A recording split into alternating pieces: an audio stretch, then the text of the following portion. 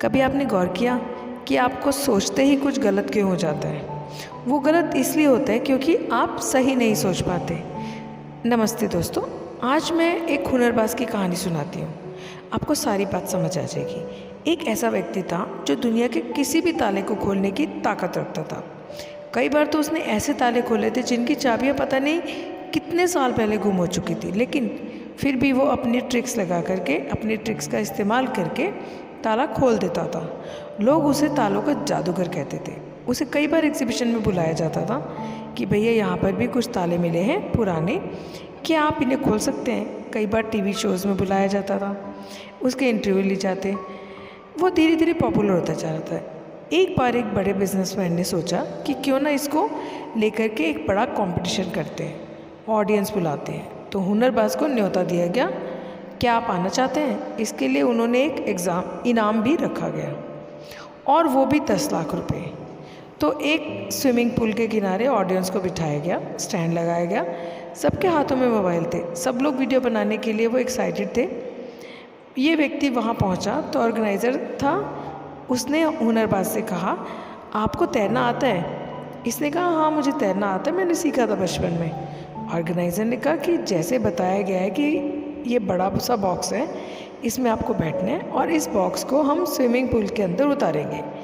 जैसे ही ये बॉक्स नीचे तल में जाएगा, आपको ताला खोलना शुरू करना है और फटाफट से ताला खोल करके बाहर निकल आना है। इन केस अगर वो ताला ना खुले तो एक इमरजेंसी बटन दिया गया है, पैनिक बटन दिया गया है, आप उसे दबा दीजिएगा ताकि हमारी टीम को पता चल जाए कि आप संकट में हैं, आपका दम घुट रहा है, सांस नहीं आ रही है। फटाफट से इस बॉक्स को बाहर खींच लिया जाएगा। ये व्यक्ति हंसने लगा, क्या बात कर रहे हो, इसकी कभी ज़रूरत ही नहीं पड़ेगी।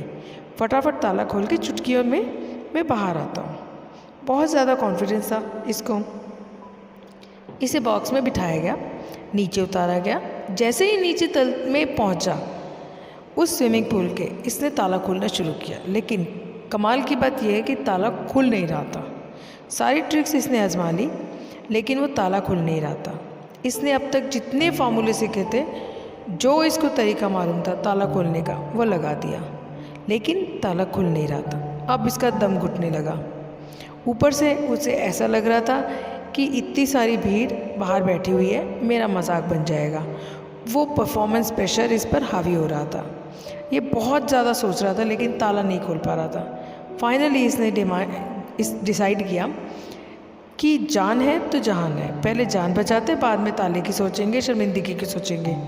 फटाफट से इसने वो पैनिक बटन दबाया और जो ऑर्गेनाइज़र थे उन्हें मालूम चल गया कि अंदर खतरा है। फटाफट से बॉक्स को बाहर निकाला गया।